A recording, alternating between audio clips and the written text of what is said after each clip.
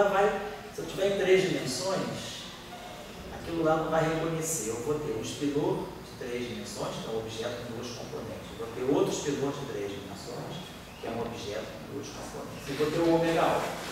Do ponto de vista das 3 dimensões, a álgebra de Clifford é a mesma que a 2. Então, a alfa e beta vai de 1 a 2, continua indo de 1 a 2, só tem 3 dimensões. Então, essa decomposição vale também para 3 dimensões. O epsilon beta alfa dá um escalar e o ômega beta alfa simétrico dá o vetor. Então, em 3 dimensões, a coisa estaria bem fechada. Seria 3 componentes vetoriais ali, uma componente escalar aqui. 2 espinoriais lá, 2 espinoriais no si, 2 espinoriais no z. Em 3 dimensões, fecha bem. Em 2 dimensões, a gente tem 2 e 2. Uma. Mas aí aqui a gente tem 3. Essas 3, a gente está colocando sob a forma de um vetor, obviamente, e tem que ter um escalar aí. Então é isso que nós estamos dizendo. Não dá para colocar traço dúvida. Os caras precisam realmente de 4 componentes. Essa aqui é a jogada. Então, realmente, esse escalar tem que viver aí. Tá certo? Então, o que a gente está dizendo é que, se a gente quiser explicitar, ou a questão é, se eu deixar esse objeto assim o tempo todo, por enquanto eu vou deixar esse objeto assim. Eu sei que aqui tem 3 componentes, né? Se eu quiser dar um sentido, né, ao vetor que está aí dentro, o único jeito de eu extrair um vetor que está aí dentro, como isso aí é simétrico, é eu aplicar, quer dizer, essa matriz aqui, quer dizer, gama mi c alfa beta alfa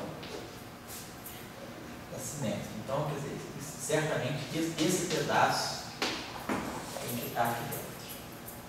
E aí o que sobra para poder ficar esse escalar aqui, certo? E aí o que a gente está vendo aqui, uma possibilidade, quer dizer, uma saída seria colocar aqui a matriz gama 3, tá certo?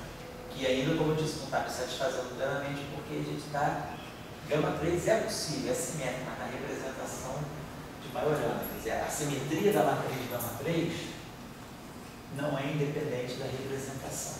Então, a gente pegou a representação de Dirac, que foi a primeira representação, que era o sigma x, que era o sigma z e o sigma y, a gente estava ganhando o gama 3, né? Deixa eu apagar isso aqui já deu uma esclarecida para nós que tem que realmente ter um escalar, porque tem que pensar que em 3 dimensões tem um trivetor, então em 2 dimensões é uma redução dimensional. Só voltando aqui rapidinho, porque se não cometi um erro, né? Quando a gente fez a representação, no primeiro caso, na representação de Dirac, a gente tomou isso aqui. Tomamos gama 1, igual a I sigma y, né? Então, a matriz gama 3 é o comutador dessas duas, e o y da x. Então, a matriz gama 3 é o sigma x, que é simétrica. Quando eu fui para a representação de Majorana, a gente fez isso aqui. Pegou aqui sigma x, né? E aí sigma y do sigma x dá o sigma z, também é simétrico.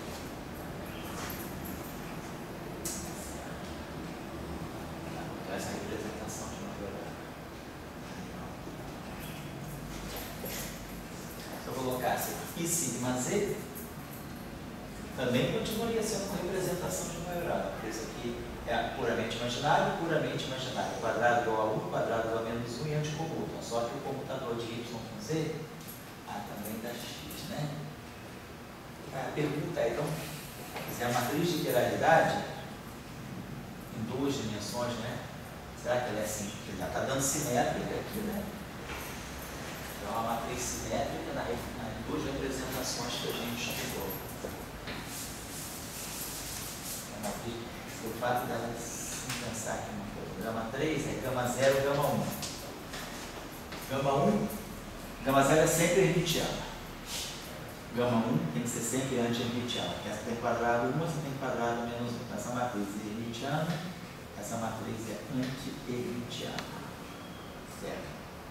Então, se eu tirar o Gaussian disso aqui, gama 3 da águia vai ser gama 1 da águia, que é menos gama 1. Gama gama zero da área que é gama zero, mais menos gama 1, gama zero, que é gama zero, gama 1. Então, essa matriz aqui é sempre hermitiana. Então, em 3 dimensões, a matriz gama 3 é hermitiana. Em 4 dimensões, eu acho que ela é anti-hermitiana, né?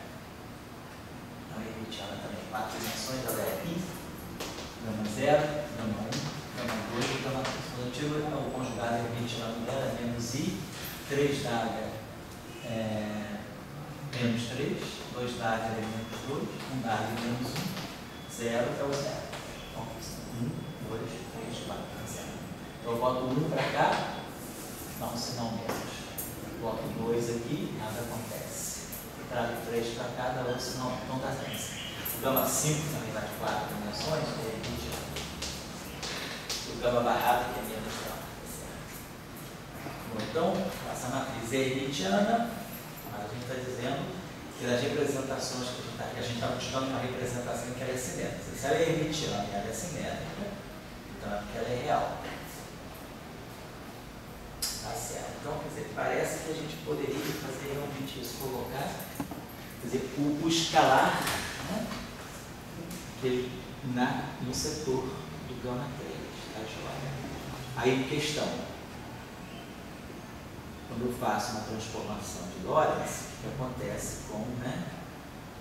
Uma transformação de Lorentz, quando eu decompuser isso aqui,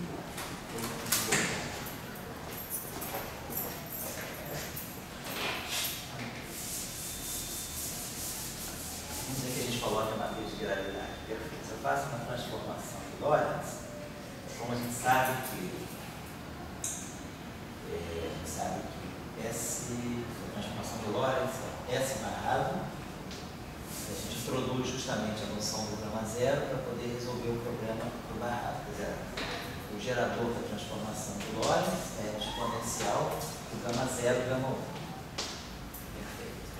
Então é claro que essa ideia, né, como essa matriz aqui é hermitiana, ela não pode ser o inverso dela. Mas agora, se eu definir essa matriz S barrado, isso aqui é gama zero, essa idade, gama zero. Certo? Então, quando eu coloco o tempo do lado, a gente coloca exponencial. Então, essa barrada é gama zero, exponencial, menos I, gama 1 da área, que é menos gama 1, gama 0 da área, que é gama 0. Dá mais aqui. Aqui o gama 0. Tá certo. Então, isso aqui é gama 0, gama 1. Isso dá um menos. Mas aí, como o gama 0, a gente comuta o gama 1, porque um sinal mais, né? Então, quer dizer, o S barrado, esse cara aqui tem I, gama 0, gama 1. O S barrado tem que ser.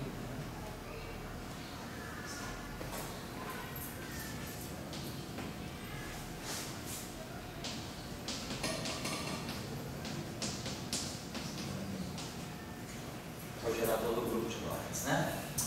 Então tá, a nossa matriz sigma. Então, quando eu não coloco o I aqui, não tem o I aqui. Quando eu coloco o I aqui, essa matriz aparece como tá certo. Então, no ponto que eu coloquei o I aqui, então essa matriz aqui coloca o I. Certo. Então, aqui eu botei. Então, quando eu colocar o I aqui, aparece o I aqui. Então, esse cara aqui aparece. Então, tá certo. Então, esse barrado vai ser o inverso. Então, quer dizer, a gente vai ter sempre essa relação. S barrado, gama 3, S. Tá certo. S barrada é S menos 1. Gama 3, S. Mais as duas matrizes que estão aqui, a gente comuta um com o gama 3. Então, o gama 3 passando para cá, ele comuta. Então, isso aqui cai. Então, realmente a matriz, né?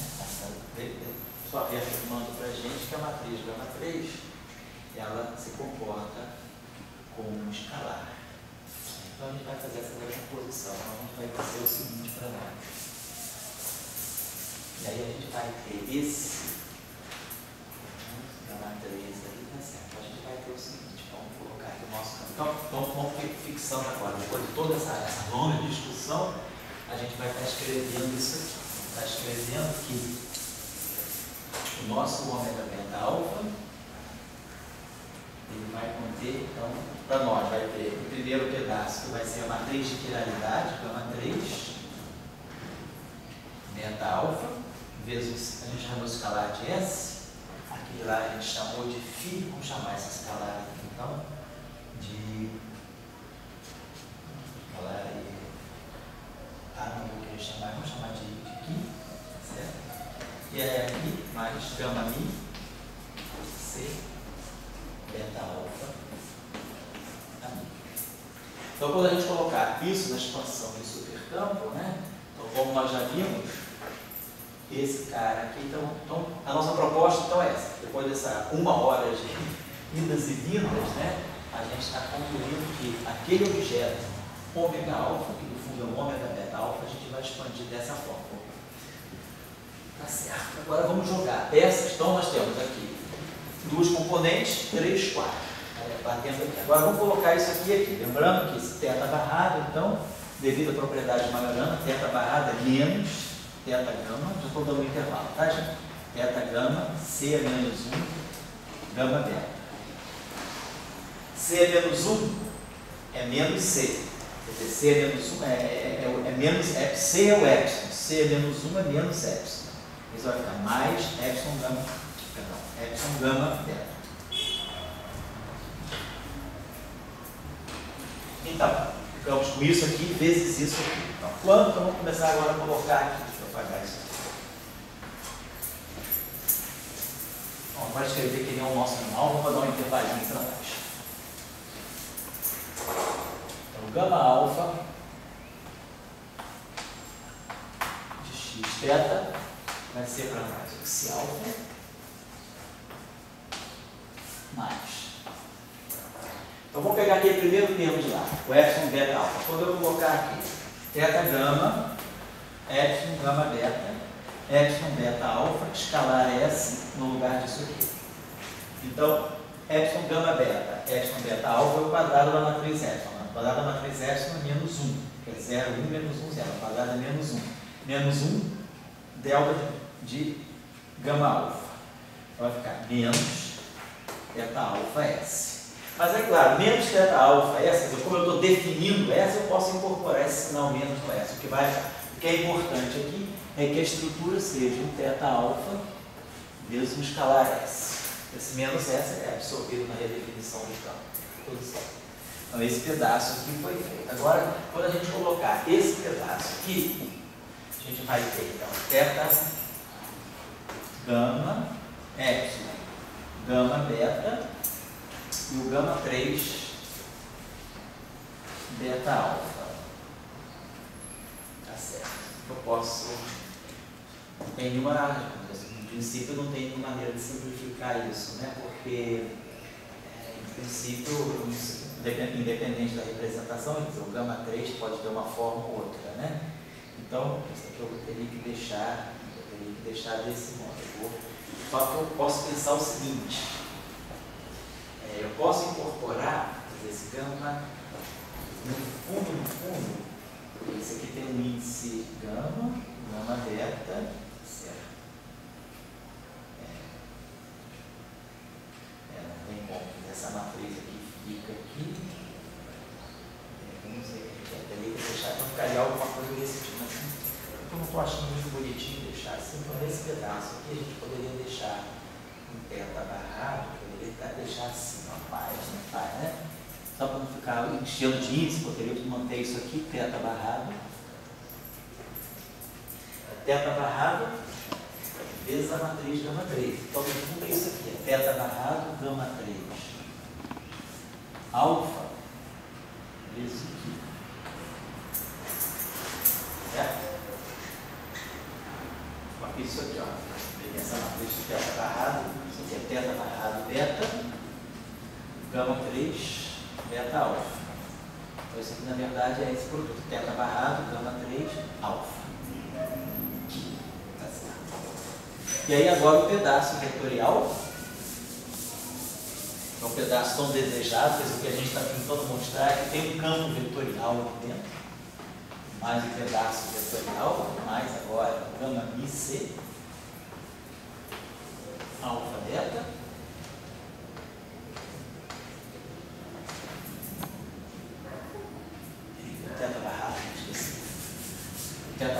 beta, beta barrado beta, gama mi C, beta alfa. Então, eu posso botar assim, beta barrado, gama mi, C, índice alfa, que é beta alfa, né? E aqui o ami, e mais meio, beta barrado, beta, zeta alfa. Certo? Então, essa ficou a expansão do nosso supercampo. Então, esse é o nosso supercampo que a gente diz. Então, esse é o candidato a ser o supercampo, vamos dizer, potencial de gauge, porque ele contém um campo vetorial. Claro, conter um campo vetorial é uma condição necessária, mas não é suficiente, porque o campo vetorial só é campo de gauge se ele tiver uma transformação que seja um gradiente, que seja um campo de gauge abeliano. Então, nós vamos ter que ver daqui a pouco, né, no passo posterior, que realmente esse campo vetorial tem jeito de ser um campo de gauge. Se houver, se a gente introduzir uma simetria de gauge no superespaço, uma simetria de gauge, né, tipo da QED, no superespaço, esse campo vai ter que se mover, se deslocar pelo gradiente de um escalar. Então, esse campo é um campo vetorial candidato, né, a potencial de gauge.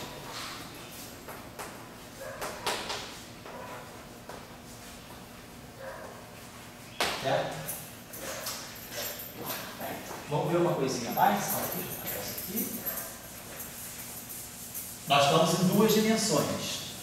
Em duas dimensões, né, quando a gente faz o estudo das teorias de campo em duas dimensões, né, nós sabemos que o campo escalar de Klein-Gordon, em 4 dimensões, o campo escalar, né, o campo vetorial, eles todos têm dimensão de massa.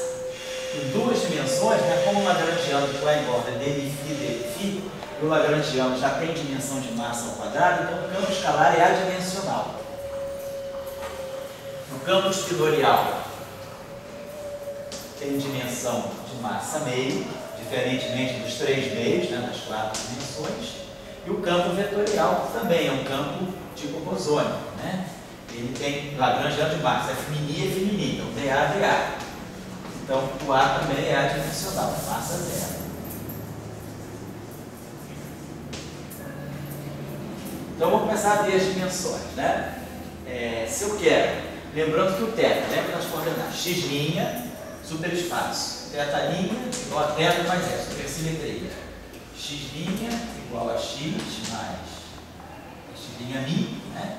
Igual a x'mi mais epsilon barrado, gama mi, θ. A gente tem que botar um mi aqui, né? Para poder a coisa ficar real. É isso mesmo? Esse cara aqui, se eu tirar um complexo conjugado, é θ barrado, gama mi, epsilon. Mas devido à propriedade maiorana, isso aqui é antissimétrico. Então tem um i, tá certo. Então, vamos ver as dimensões. Massa menos 1, massa menos 1. Como esses dois caras têm que ter a dimensão igual, esse cara aqui é massa menos meio. Então, o θ, supersimetria, o parâmetro de supersimetria, tem dimensão de massa a menos meio. Então, se eu quero que esse cara aqui seja um campo de gauge, esse cara aqui teria que ter dimensão, em 2 dimensões, eu tenho que ter dimensão de massa zero. Como esse cara aqui tem dimensão de massa menos meio, então esse cara aqui tem que ter dimensão de massa a menos meio. A gente manter tudo fiel, né, ao que a gente está fazendo de 2 dimensões. Então esse cara aqui é adimensional. Esse cara aqui, então, aqui é menos meio. Então, esse espinor aqui é menos meio. Esse cara é menos meio, então esse S tem dimensão zero. Então, de fato, é um escalar. Esse cara aqui é menos meio. Como esse cara aqui é menos meio, esse aqui também é um escalar, tem dimensão zero. Esse cara aqui é menos meio, então esse cara aqui é menos meio, então adimensional. E aqui, menos meio com menos meio, menos 1. Como ali, esse cara aqui é menos meio, esse cara aqui tem que ter dimensão, então esse aqui é menos 1, então esse aqui é meio. É menos meio, esse cara aqui é meio, sobra um menos meio. Então esse cara aqui tem a dimensão correta de um férmio. Um férmio legítimo, em 2 dimensões. Quer dizer, em 2 dimensões, pelas dimensões canônicas, a gente já está vendo que esse campo aqui não deve ser um campo físico, porque ele é um campo fermiônico com dimensão de massa a menos meio. Aqui. Diferente do campo fermiônico normal, Dirac. Esse campo aqui é um bom campo escalar, porque ele é adimensional. Esse campo aqui é um bom campo escalar, porque ele é adimensional. Esse campo aqui pode ser um bom campo vetorial, porque ele tem dimensão também adimensional. E esse campo aqui parece um bom campo espinorial, porque ele tem dimensão de massa nele. Então lembra que a gente fixou tudo dessa forma. A gente conhece a dimensão do θ e a gente quer que o A venha a ser um campo tipo gauge. Então ele tem que ter em duas dimensões, ele tem que ter dimensão de massa zero. Então, o fato disso aqui ser menos meio e isso aqui ser zero, fixou isso aqui menos meio. No momento que eu sei isso aqui menos meio, eu vou começando a tirar esse aqui menos meio. Mas esse aqui eu sei que é menos meio, então esse aqui é zero. Esse aqui eu sei que é menos meio, então esse aqui eu sei que é zero. Esse aqui a gente já fixou tudo e esse aqui é menos 1. Com esse menos meio aqui, dá esse meio. É isso mesmo, né? Então é menos meio aqui, menos meio lá, naquele meio fica só com menos meio. Isso mesmo. Aquele cara lá é menos 1 só para tá certo. Então, a gente está imaginando que aquele psi alfa ali deve ser um campo tipo estúdio, certo? Beleza, então a gente está caminhando para formular. Então a gente já tem campo de matéria, já viu que tem o φ, né, que é o nosso campo de matéria, e tem um candidato a campo vetorial. Então vamos começar a ver agora, né? Vamos começar a formular. Então a gente já tem o campo, esse φ aqui, olha o conteúdo de campos dele, temos esse gama alfa. Então vamos tentar formular agora, por exemplo, né, alguma coisa que me dê um lagrangiano de matéria.